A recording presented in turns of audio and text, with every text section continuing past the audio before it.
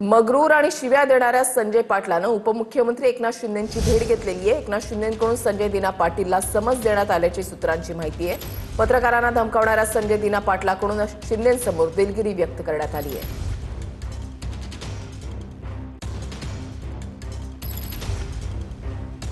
मुख्यमंत्री फडणवीस आणि उपमुख्यमंत्री शिंदेंमध्ये बैठक झाली। संजय पाटलानं पत्रकारांना दिलेल्या धमकीवर फडणवीसांनी तीव्र नाराजी व्यक्त केली आहे। महायुतीमध्ये असे प्रकार व्हायला नकोत असं फडणवीस म्हणाले। लोकप्रतिनिधींच्या अशा प्रकरणांमुळे बदनामी होते। संजय पाटलांना योग्य ती समज द्या असंही फडणवीसांनी सांगितलंय।